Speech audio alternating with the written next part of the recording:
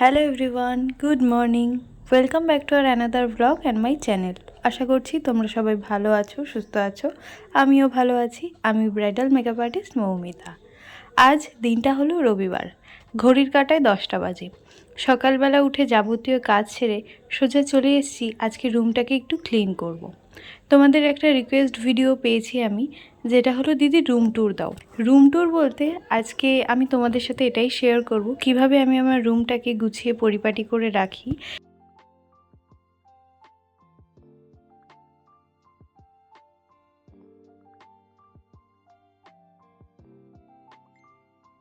এই চ্যানেলে যারা নতুন আছো অবশ্যই কিন্তু চ্যানেলটাকে সাবস্ক্রাইব করে নিও আর পাশে থাকা বেল বাটনটা বাজিয়ে দিও, যাতে পরবর্তীতে আসা নতুন ভিডিওর নোটিফিকেশান তুমি সবার আগেই পেয়ে যাও। প্রথমেই আগে বিছানাটায় হাত দিয়েছি।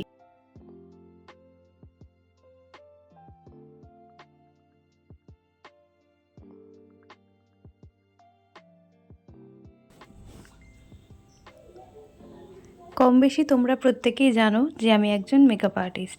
এখন অবধি তোমাদের সাথে বেশ অনেক কটা মেকআপ লুক শেয়ার করেছি। Bridal makeup, reception makeup, party makeup. তো পরীক্ষার আগে তোমাদের সাথে আমি বলেছিলাম কিছু মেকআপ লুক নিয়ে লাইভে আসবো। তো তখন যেহেতু পরীক্ষাটা শুরু হয়ে গেছিলো, তাই কোনো রকম কোনো মেকআপ লুক করতে পারিনি। আমি তোমাদের এর আগেও জানিয়েছি শনি রবিবার করে লাইভে আসবো।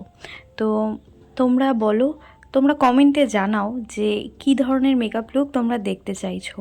আমি সেই রকমই মেকআপ লুক তোমাদের জন্য নিয়ে আসার চেষ্টা করব। তোমাদের যদি কারোর আমার কাজ ভালো লেগে থাকে তাহলে অবশ্যই কিন্তু আমার সাথে যোগাযোগ করতে পারো তোমার বিশেষ দিনে।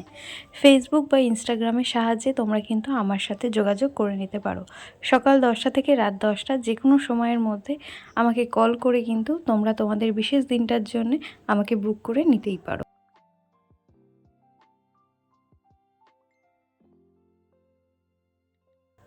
এখানে প্রথমেই কিন্তু বিছানার চাদরটাকে চেঞ্জ করে নিলাম আজকে। তারপর বালিশ আর যা যা জিনিস আছে মাদুরটা পেতে সেগুলোকে সুন্দর করে গুছিয়ে নিচ্ছি।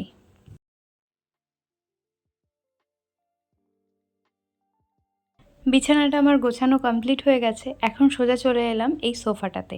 সোফাটার চাদরটাই কালকে বের করে পরিষ্কার করে কাচা হয়েছে। এখন এটাকে পরানোর ব্যাপার।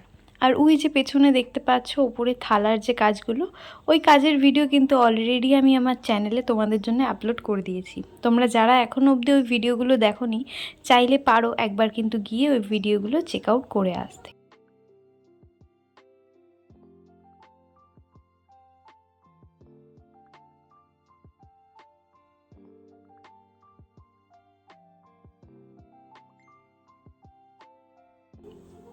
এখানেই সোফাটা আমার সম্পূর্ণ ক্লিন করে পরিষ্কার করা হয়ে গেছে, মানে ঝেড়ে ওই নতুন চাদরটা পাতা হয়ে গেছে।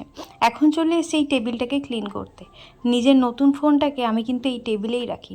প্রথম প্রথম কিন্তু খাটে শুয়ে রাখতাম। সকালবেলা যখন আমি ঘুমিয়ে উঠতাম, তারপর ওকে সোফা থেকে তুলে আমার জায়গায় ঘুম পাড়িয়ে রাখতাম যতক্ষণ আমি টিউশন পড়াতাম। তো পড়ানো হয়ে গেলে তারপর ওকে ঘাটাঘাটি করতাম। এখন আপাতত ওর সারাক্ষণে মানে সারাদিন থাকার স্থান হলো এই টেবিলটা। তো এই টেবিলটাতেই ও থাকে।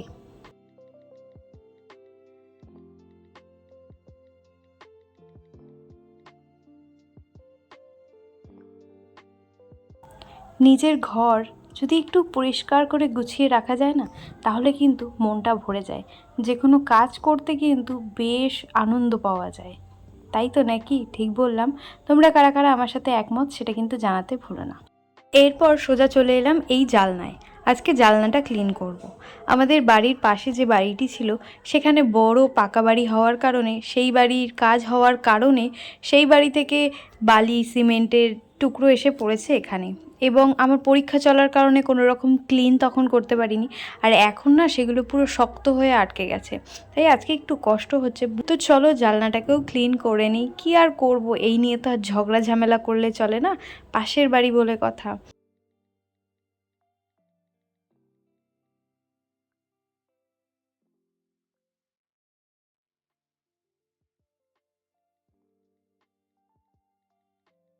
এখানে কিন্তু জানলাটা আমার সম্পূর্ণ ক্লিন করা হয়ে গেছে। কথায় আছে না, সময় কিছু কিছু জায়গায় বেঁধে দেওয়া থাকে। আজকে যেন আমার এই কাজটার ক্ষেত্রে সময়টা বেঁধে দেওয়া আছে, কারণ কিছু জিনিস আমার অনলাইনে অর্ডার করা ছিল। তো সেইখান থেকেই কল এলো যে অনলাইনে অর্ডারটা আসছে। তো তাই জন্যে তাড়াতাড়ি কাজটাকে সেরে নিচ্ছিলাম। জানলাটা ক্লিন করার পর সোজা চলে এসেছি রুমটাকে ক্লিন করে নেওয়ার জন্যে।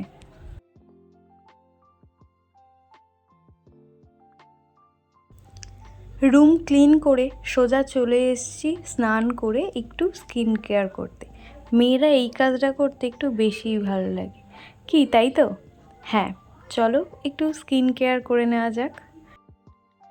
এইদিকে কিন্তু আমার রুম ক্লিন করতে করতে মাঝখানে ফোন এসেছিলো, আমার পার্সেলটা এসে গেছে।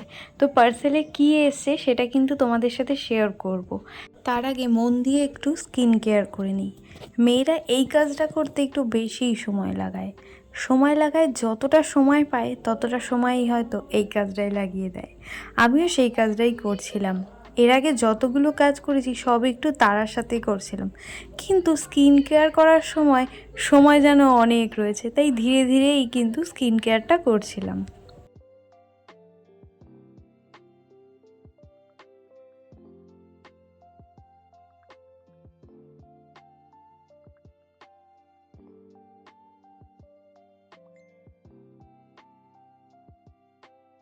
স্কিন কেয়ার আমার কমপ্লিট হয়ে গেছে। যেহেতু এদিকে জানলাটা থেকে একটু বেশি রোদ ঢুকছিল, তাই জানলাটাকে অর্ধেক একটু ভিজিয়ে দিলাম। গরমের দিনে এই ঘর অন্ধকার করে রাখার ব্যাপারটা কিন্তু একদম আলাদা। তো দেখো, স্কিন কেয়ার করে কি মজা! আর স্কিন কেয়ার করলেই যে কেন ঘামিয়ে যাই আমি সেটাই বুঝি না। এদিকে দেখো, রুমটা আরও একবার তোমাদের সাথে শেয়ার করে নিলাম। কেমন লাগছে কিন্তু জানাতে একদম ভুলো না। আর ওই যে দেখতে পাচ্ছ পার্সেলটা, হ্যাঁ এটাই কিন্তু আজকে এসছে। তোমাদের একটু বাদে এটা খুলে দেখাবো কি এসছে।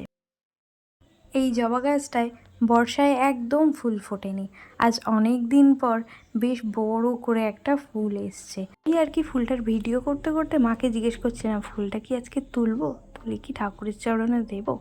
তো এদিকে কিন্তু আমি ঝুড়ি নিয়ে বেরিয়েই পড়েছি ফুল তুলতে। চলো আজকে কোন গাছ থেকে আমি ফুল তুলি, কি ফুল তুলি সেটা কিন্তু তোমাদের সাথে শেয়ার করব। এই যে একটা গাছ দেখতে পাচ্ছ, টগর গাছ, এই গাছটা থেকেই আমি কিন্তু সম্পূর্ণ ফুলটাকে তুলে রাখি।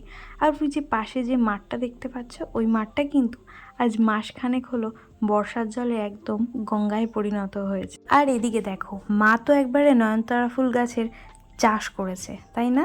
হ্যাঁ, কয়েকটা টগর আর কয়েকটা নয়নতারা তোলার পর চোখে পড়লো এই শিউলিটা। শিউলি ফুল মানেই কিন্তু আমাদের জানান দিয়ে দেয় যে মা আসতে শুরু করেছে। হ্যাঁ, মা আসছে, আর মাত্র কয়েকটা দিনের অপেক্ষা। আমার কিন্তু পুজোর শপিং স্টার্ট হয়ে গেছে। তোমাদের কার কার পুজোর শপিং স্টার্ট হয়েছে, কতটা কি হলো সেটা কিন্তু জানাতে ভুলো না।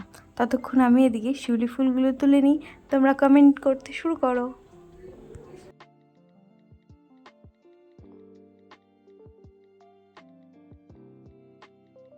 মায়ের বাগান থেকে ফুল তুলে পুজো দিতে আমার বেশ ভালো লাগে। এদিকে দেখো, একটা গোলাপি জবাও ফুটেছে। এই গোলাপি জবাটাকে যত যাই হোক না কেন আজকে পারতেই হবে, কারণ অনেক দিন পর আজকে এই দুখানা জবা দেখা দিয়েছে। বর্ষায় কিন্তু একটুও জবা ফুল ফোটেনি, তাই আজকে দুটোকেই নেব পুজো দেওয়ার জন্যে। বাদবাকি ফুলগুলো তুলতে তুলতে বাইরে থেকে চিল্লাচ্ছিলাম, মা আমি কি আজকে এই ফুলটা তুলবো, এই ফুলটা তুলবো? মা বলল তোল, তুলেই আজকে দে ঠাকুরকে। তো মা একটুখানি ভাবছিল যে আমি মনে হয় তুলবো না, মায়ের কথা শুনবো না, কিন্তু মা যখন একবার পারমিশন দিয়ে দিয়েছে তখন তো আমি দেবই দেবো। আর মন চেয়েছে তাহলে তো দেবো না বলো। দেখো, মায়ের চরণে দেওয়ার পর কি দারুণ লাগছে না ফুলটাকে। ফুলের সৌন্দর্য তখন যেন একটু বেশি করে বৃদ্ধি পেল। তো চলো এখানে কিন্তু আমি পুজোটা সেরে নিই।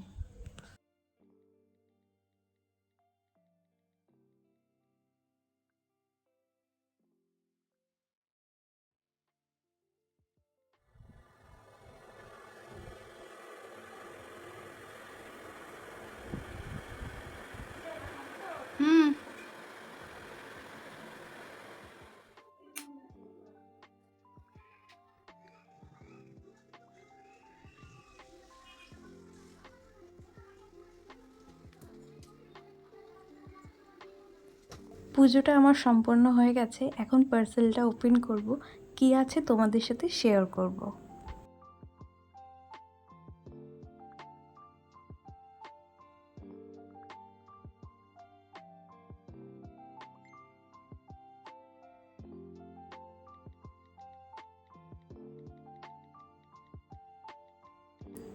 তিনখানা প্রোডাক্ট এসছে, তিনখানা প্রোডাক্টের মধ্যে তিনটেই আছে এই ফেস ওয়াশ।